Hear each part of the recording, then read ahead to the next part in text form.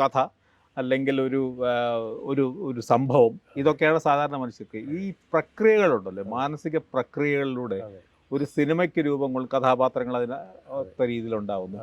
എന്താണ് അങ്ങനെ ഒരു ആശയം എന്ന് പറയുന്നത്?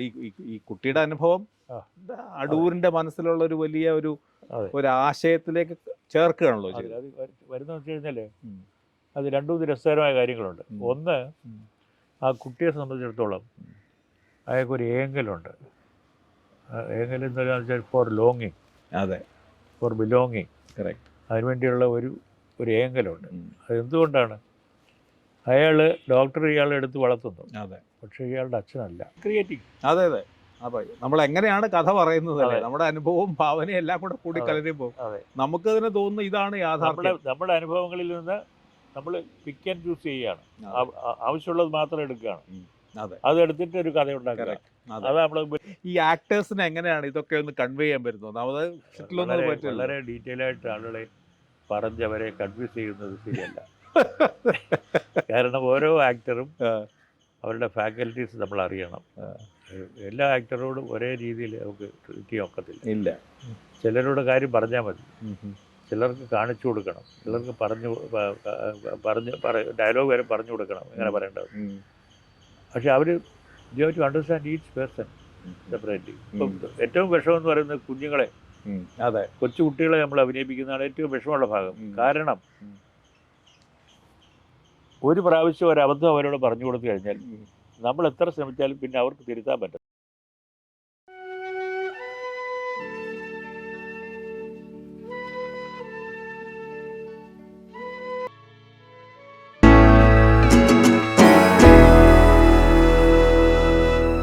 അടൂരിൻ്റെ സിനിമകളിൽ ഒരുപക്ഷെ ഏറ്റവും വളരെ വ്യത്യസ്തവും അതേസമയത്ത് ഈ മനസ്സിലൂടെയുള്ള ഒരു വലിയ സഞ്ചാരം, മനുഷ്യരുടെ മനസ്സിൽ, അല്ലെങ്കിൽ വളരെ അത്ഭുതകരമായിട്ടുള്ള ചില വിഷയം, ഇതൊന്നും സിനിമയ്ക്ക് വഴങ്ങുന്ന വിഷയം പോലെ. ഇപ്പോൾ ക്രിയേറ്റിവിറ്റി എന്ന് പറയുന്നത് വാസ്തവത്തിൽ എങ്ങനെയാണ് ഒരു സിനിമയാക്കുന്നത്, അല്ലെങ്കിൽ അത് എങ്ങനെയാണ് പറയുക? ഓർമ്മ, ഭാവന, ക്രിയേറ്റിവിറ്റി, ഇങ്ങനെയുള്ള നമുക്ക് തൊട്ടറിയാൻ കഴിയില്ലാത്ത ഒരുപാട് പ്രക്രിയകളിലൂടെ ഒരു സിനിമ എന്ന് പറഞ്ഞാൽ വാസ്തവത്തിൽ അതൊരു അത്ഭുത സൃഷ്ടിയാണ് ആ സിനിമ. അനന്തരത്തിനെ പറ്റി പറഞ്ഞു കേട്ടിട്ടുള്ളത്, ആദ്യം അത് വാസ്തവത്തിൽ അടൂരിൻ്റെ ഭാര്യ ആണ് ഈ ഒരു ആശയം. അടൂരിന് ആശയമല്ല, എന്നിടയ്ക്ക് ഒരു അനുഭവം പറഞ്ഞു അല്ലേ? പിന്നെ എന്നോട് പറഞ്ഞത് ആശുപത്രിയിൽ അവർ എന്തോ ആശുപത്രിയിലത്തെ ട്രീറ്റ്മെൻറ്റ് പോയി കുറച്ച് ദിവസം അവിടെ കഴിഞ്ഞാൽ തിരിച്ചു വന്നിട്ട് എന്നോട് പറഞ്ഞു, അവിടുത്തെ ഡോക്ടർ ഒരു അനാഥ കുട്ടിയെ നോക്കുന്നുണ്ട്. ആരെ പ്രസവിച്ചിട്ട് ഇട്ടിട്ട് പോയതാണ് ഒരു കുട്ടി. അവിടെ വന്ന് പ്രസവിച്ചിട്ട് അവരങ്ങ് പൊക്കളഞ്ഞു. ഡോക്ടർ പിന്നെ എടുത്ത് വളർത്തുന്നുണ്ട് കുട്ടിയെന്ന്. ഇത്രയും കേട്ടിട്ടാണ് ഞാൻ പിന്നെ അതെൻ്റെ മനസ്സിൽ കിടന്നു. അതിങ്ങനെ അതിൻ്റെ പുള്ളി ഇങ്ങനെ പിന്നെ കുറെ കാലം എടുത്തു അതിനെപ്പറ്റി അതൊരു ഐഡിയ ആയിട്ട് മാറാനായിട്ട്. അത് വേറെ ഏതൊരു സിനിമയുടെ വർക്ക് നടക്കുന്നതിനിടയ്ക്കാണ് ഈ അനുഭവം പറഞ്ഞത്. അപ്പോൾ അത് അവിടെ സ്റ്റോർ ചെയ്ത് വെച്ചിരുന്നു. അങ്ങനെ അതിൽ നിന്നാണ് ഡെവലപ്പ് ചെയ്ത് പോയത്. പിന്നെ ബാക്കിയൊക്കെ നമ്മുടെ സ്വന്തം കൃഷി. അതെ, അല്ല ഞാൻ പറഞ്ഞത് അങ്ങനത്തെ ഒരു സംഗതി. ഒരു ആശയം എന്നുള്ള നിലയ്ക്കും സാധാരണ ഈ പറഞ്ഞ പോലെ ഒരു കഥ അല്ലെങ്കിൽ ഒരു സംഭവം, ഇതൊക്കെയാണ് സാധാരണ മനുഷ്യർക്ക്. ഈ പ്രക്രിയകളുണ്ടല്ലോ, മാനസിക പ്രക്രിയകളിലൂടെ ഒരു സിനിമയ്ക്ക് രൂപം കൊള്ളും, കഥാപാത്രങ്ങൾ അതിന് രീതിയിലുണ്ടാവുന്നു. എന്താണ് അങ്ങനെ ഒരു ആശയം എന്ന് പറയുന്നത്? ഈ കുട്ടിയുടെ അനുഭവം അടൂരിന്റെ മനസ്സിലുള്ള ഒരു വലിയ ഒരു ആശയത്തിലേക്ക് ചേർക്കുകയാണല്ലോ അത് വരുന്നതെന്ന് വെച്ച് കഴിഞ്ഞാൽ അത് രണ്ടും രസകരമായ കാര്യങ്ങളുണ്ട്. ഒന്ന്, ആ കുട്ടിയെ സംബന്ധിച്ചിടത്തോളം അയാൾക്കൊരു ഏങ്കലുണ്ട്. ഏങ്കൽ എന്താണെന്ന് വെച്ചാൽ ഫോർ ലോങ്ങിങ്, അതെ, ഫോർ ബിലോങ്ങിങ്, കറക്റ്റ്. അതിനുവേണ്ടിയുള്ള ഒരു ഏങ്കലുണ്ട്. അതെന്തുകൊണ്ടാണ്? അയാൾ ഡോക്ടർ ഇയാളെ എടുത്ത് വളർത്തുന്നു, അതെ, പക്ഷേ ഇയാളുടെ അച്ഛനല്ല, അച്ഛനെ പോലെയാണ്. അതെ. ഒരു സഹോദരനുണ്ട് ഡോക്ടറുടെ മകന്, മൂത്ത ആൾ, മമ്മൂട്ടി. അയാൾ സഹോദരനെ പോലെയാണ്, സഹോദരനല്ല. ഇങ്ങനെയുള്ളൊരു ദ്വിത്വം അയാളുടെ സ്വഭാവത്തിലുണ്ട്, അയാളിലുണ്ട്. ആദ്യം നമ്മൾ ആ കുട്ടിയെ കാണുമ്പോൾ തന്നെ കുട്ടി കരഞ്ഞുകൊണ്ടിരിക്കുന്ന കുട്ടിയാണ്. അപ്പോൾ പറയുന്നു, എൻ്റെ പേര് അജയൻ. അടുത്ത സെൻറ്റൻസാണ്, അജയകുമാർ എന്നും വിളിക്കും. ആ ദ്വിത്വം അവിടെ നിന്ന് ആരംഭിക്കുകയാണ്. അതെ. എൻ്റെ പേര് അജയൻ. അജയകുമാർ എന്നും വിളിക്കാറുണ്ട്. എൻ്റെ അച്ഛനും അമ്മയോ ഇട്ട പേരല്ലിത്.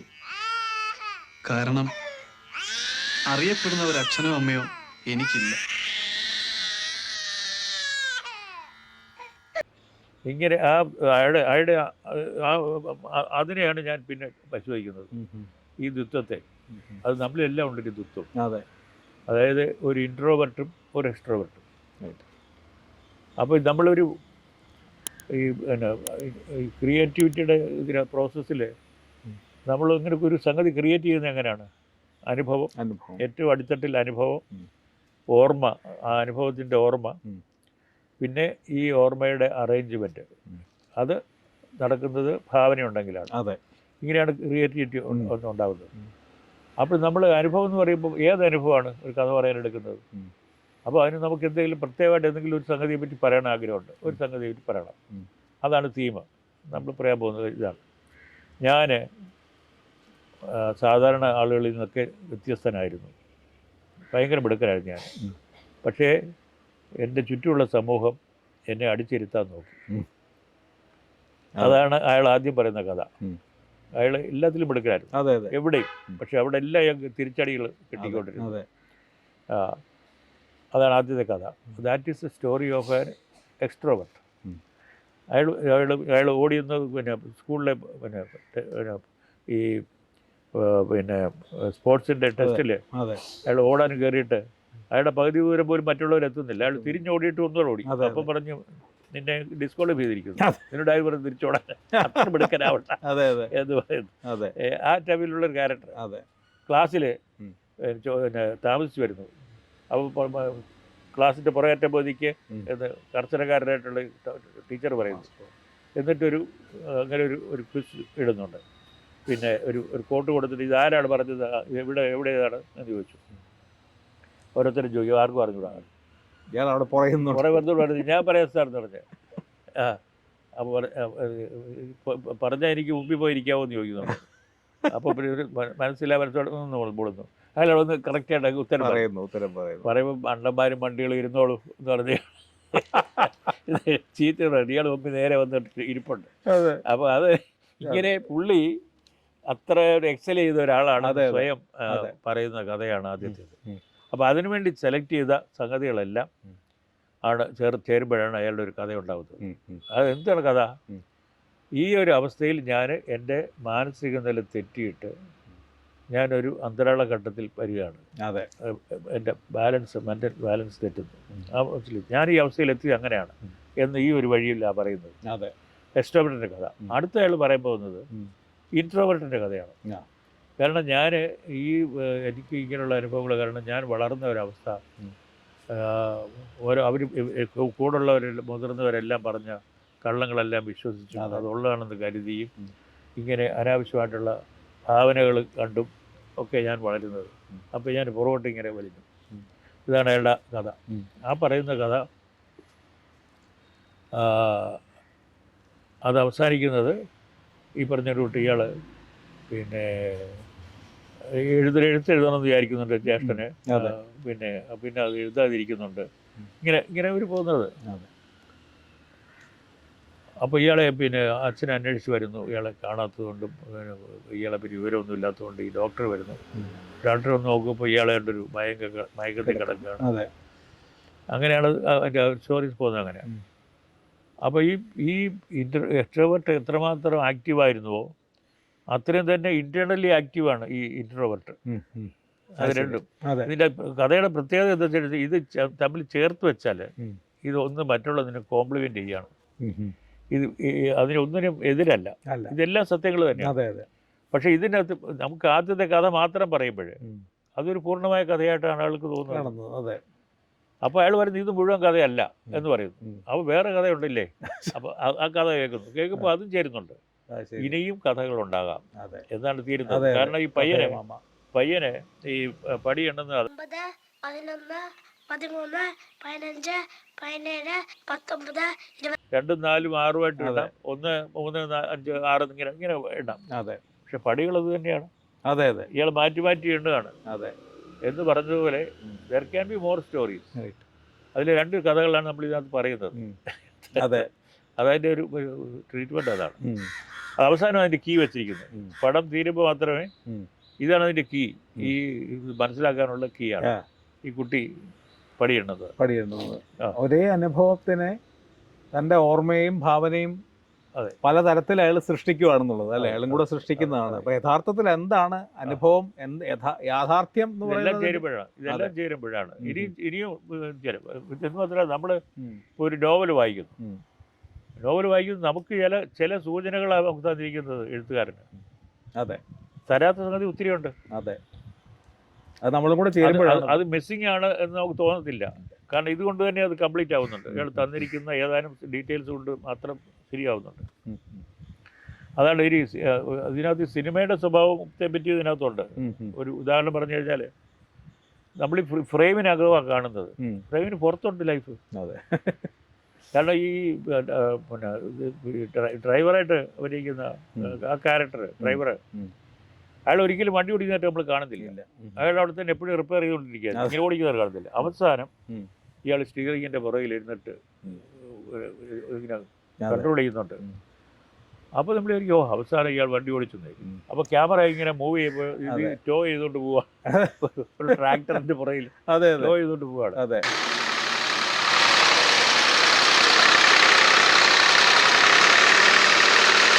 that reality is altered. Correct. With the change of frame. അപ്പോൾ നമ്മൾ കാണുന്നത് ഫ്രെയിമിനകത്തെ റിയാലിറ്റിയാണ്, അഥവാ അതിനകത്തേക്ക് കൊണ്ടുവന്ന റിയാലിറ്റി മാത്രമാണ് കാണുന്നത്. അതുകൊണ്ട് നമ്മൾ തൃപ്തരാണ്, നമ്മുടെ അനുഭവം കംപ്ലീറ്റ് ആണെന്ന് നമ്മൾ വിചാരിക്കുന്നു. അല്ല, പക്ഷേ അല്ല, തീർച്ചയായിട്ടും. അതുപോലെ തന്നെ ഈ ഒരു മുറിയിൽ പകല് ഉറക്കത്തിൽ കിടക്കുകയാണ്. കിടക്കുമ്പോൾ ഇയാളുടെ യാത്ര ചെയ്ത് പോകാൻ വേണ്ടിയിട്ട് ഈ 3 ജോലിക്കാരുടെ വരും. അവിടെ വന്ന് നിൽക്കുമ്പോഴേ അപ്പോൾ ഇതിൽ ഒരാൾ പതുക്കെ വിളിക്കുമ്പോൾ കണ്ണൂർ നോക്കുമ്പോൾ ഒരു അപ്പരീക്ഷ പോലെ തോന്നുക. ഈ 3 പേര് ഇരുട്ടാ സാധിക്കുന്നത്. അപ്പോൾ അവർ പറഞ്ഞു ഇത് നേരം വെളുത്തു, ഞങ്ങൾ പോവുകയാണ്, യാത്ര വെച്ച് പോകാൻ വന്നതാണ് പറയുമ്പോൾ ഒരാളെ കൊണ്ട് ജനൽ തുറക്കും. ജനൽ തുറക്കുമ്പോൾ ഇറ്റ് ഈസ് ഡേ കംപ്ലീറ്റ്ലി. ആ ഒരു മറ്റേ ഇതങ്ങ് പോയി, ആ വിഭ്രമം എന്ന് പറയുന്ന സംഗതി അങ്ങ് പോയിട്ട് it is come to another reality. ഇങ്ങനെ സിനിമയുടെ റിയാലിറ്റിയെ പറ്റി തന്നെ അത് പറയുന്നുണ്ട്. അതാണ് പറഞ്ഞ ആ സിനിമ ഒരു എന്താ ക്രിയേറ്റിവിറ്റിയെ കുറിച്ചുള്ള ഒരു വർക്കാണ്. സിനിമ എന്ന് പറയുന്ന ഭാവനയെ കുറിച്ചുള്ള വർക്കാണ്. അതേ സമയത്ത് ഈ സത്യത്തിന്റെ ഒരു ആംബിഗ്വിറ്റി ഉണ്ട് അല്ലെ, അതിന്റെ പല സത്യമാണെന്ന് നമ്മൾ ധരിക്കുന്നത് നമ്മുടെ ഓർമ്മയിൽ എവിടെയോ കയറി വന്ന ഇപ്പൊ പെൺകുട്ടിയുമായിട്ടുള്ള പറഞ്ഞാൽ ശോഭനയുടെ റോളിൽ വരുന്ന പെൺകുട്ടിയായിട്ട് യഥാർത്ഥത്തിൽ പക്ഷെ അത് ഒരു പിന്നെ അയാളുടെ അവിടെ ഇയാൾ ഈ കഥ ഉണ്ടാക്കാൻ കാരണം he gets terribly attracted, she is actually besotted by her beauty. അപ്പോഴയാൾ തീരുമാനിക്കുന്നത് അയാളുടെ മനസ്സ് ഉണ്ടാക്കിയ ഒരു കഥ, ഞാൻ ഇവളുമായിട്ട് പണ്ട് പ്രണയത്തിലായിരുന്നു, എന്നിട്ട് ഇവളുടെ വേറൊരു പേരായിരുന്നു, എനിക്കറിയാം, ഞാൻ പല സമയത്തും അവളെ ഫോളോ ചെയ്തിട്ടൊക്കെ ഉള്ളതാണ്. ഇപ്പോൾ എൻ്റെ ചേട്ടൻ്റെ ഭാര്യയായിട്ട് വരുന്നത് മഹാ അഭിനയക്കാരിയാണ്. അപ്പം ആ ഒരു വാട്ട് ഈ imagined and what is real തമ്മിൽ അങ്ങ് മിക്സ് ചെയ്യുകയാണ്. അതാണ് അയാൾ ഭ്രാന്തമാകുന്നത് അതിലാണ്. അതെ, അതാണ് ഈ സിനിമകളുടെ ഞാൻ പറഞ്ഞ അടൂരിൻ്റെ അതുവരെയുള്ള സിനിമകളുടെ ഒരു വളരെ റിയലിസ്റ്റിക് ആയിട്ടുള്ള സിനിമയെന്ന് ഇത് വേറൊരു ലെവലിലേക്ക് അങ്ങ് പോവാണ് വാസ്തവത്തിൽ. പക്ഷേ മുഖാമുഖത്തിൻ്റെ ഒരു അടുത്ത സിനിമ എന്നുള്ള രീതിയിൽ ഒരു തുടർച്ചയുണ്ട് അതിനകത്ത്. ഈ ആംബിഗ്വിറ്റി എന്ന് പറയുന്ന ഒരു ശരിയാണോ തെറ്റാ, അല്ലെങ്കിൽ പ്രതിച്ഛായയും യാഥാർത്ഥ്യവും തമ്മിലുള്ളത്, അല്ലെങ്കിൽ തോന്നലും യാഥാർത്ഥ്യവും തമ്മിലൊക്കെയുള്ള ആ ഒരു കൂടിക്കുഴയലുണ്ട്. അത് അവിടുന്ന് ആ സിനിമയിൽ മുഖാമുഖത്തിലും ഒരു ലെവലിൽ അതൊക്കെ കാണുന്നുണ്ട്. അപ്പോൾ അതിൻ്റെ നമ്മളൊരു പെർസീവ്ഡ് റിയാലിറ്റിയെ പറ്റി ശരിക്കും പറഞ്ഞാൽ അതെ, അയാൾ ശരിക്കും യാഥാർത്ഥ്യം ചോദിച്ചു കഴിഞ്ഞാൽ പെർസീവ്ഡ് റിയാലിറ്റിയാണ് റിയാലിറ്റി. തീർച്ചയായിട്ടും അതെ, സംശയമില്ല. അതാ പറഞ്ഞ ഈ യാഥാർത്ഥ്യത്തിന്റെ പല കാഴ്ചപ്പാടിലുണ്ട്. ഇപ്പം റോഷമോണിനെ പറ്റിയൊക്കെ പറയുന്നത് വാസ്തവത്തിൽ മലയാളത്തിലോ ഇന്ത്യയിൽ തന്നെ ഉണ്ടോയെന്ന് എനിക്ക് അറിഞ്ഞുകൂടാ. ഇങ്ങനെ ഒരു യാഥാർത്ഥ്യത്തിൻ്റെ ഒരു പല മുഖങ്ങളായിട്ടും പല തലങ്ങളിലേക്കും കൂടെയുള്ളൊരു സഞ്ചാരം. അതോടുകൂടി തന്നെ ഈ ക്രിയേറ്റിവിറ്റി എന്ന് പറയുന്ന വാസ്തവത്തിൽ ഇതില്ലെങ്കിലും ഇതിൻ്റെ മൊത്തം എടുത്ത് നോക്കുമ്പോഴും അതുകൊണ്ട് നമ്മൾ എങ്ങനെയാണ് ഒരു കാര്യം ക്രിയേറ്റിവിറ്റിയെ പറ്റിയുള്ളതാണ്. അതെ, ആക്ച്വലി ഞാൻ പറയുന്നത് വളരെ ബേസിക് ലെവലിൽ it's A film about story telling. Correct, story telling. അത് തന്നെ അതെ. That is about നമ്മൾ എങ്ങനെയാണ് കഥ പറയുന്നത് അല്ലേ? അതെ. നമ്മുടെ അനുഭവവും ഭാവനയും എല്ലാം കൂടെ കൂടി അതെ. കലരുമ്പോൾ അതെ. നമുക്ക് തന്നെ തോന്നുന്നു ഇതാണ് യാഥാർത്ഥ്യം. നമ്മുടെ അനുഭവങ്ങളിൽ നിന്ന് നമ്മൾ പിക്ക് ആൻഡ് ചൂസ് ചെയ്യുകയാണ്. അതെ. ആവശ്യമുള്ളത് മാത്രം എടുക്കുകയാണ്. അതെ. അതെടുത്തിട്ട് ഒരു കഥ ഉണ്ടാക്കുക. Correct. അതെ. അതാണ് നമ്മൾ മുമ്പിൽ ആദ്യം അവതരിപ്പിക്കുന്നത്. അതെ. ഇതിലിപ്പം മമ്മൂട്ടി ഇതിനകത്ത് വീണ്ടും ഒരു പ്രധാനപ്പെട്ട റോൾ വരുന്നതിന് പുറമെ ഈ ശോഭനയൊക്കെ എങ്ങനെയാണ് അപ്പോൾ തീരുമാനിക്കുന്നത്? അതിനൊരു കാരണമാണ് എങ്ങനെ? She had to look extremely beautiful. ശരി. അതായിരുന്നു ഒരു കൺസിഡറേഷൻ. ശരി. അപ്പോൾ നമ്മുടെ ഫീൽഡിലുള്ളവരിൽ ഏറ്റവും ഭംഗിയുള്ള മുഖം ശോഭനയുടെ തന്നെയാണ്. അതെ. പിന്നെ രവിവർമ്മ അത് ലൈറ്റ് ചെയ്ത് ഉള്ള ഭംഗിയൊക്കെ ഒന്നുകൂടി കൂടുതലും ഉണ്ടാക്കി. ശരിക്കും പറഞ്ഞാൽ രവിവർമ്മയുടെ ഫോട്ടോഗ്രാഫിയിൽ she looks even more beautiful. അതെ അതെ. എന്നെ കാത്തു നിൽക്കുകയായിരുന്നു അല്ലേ?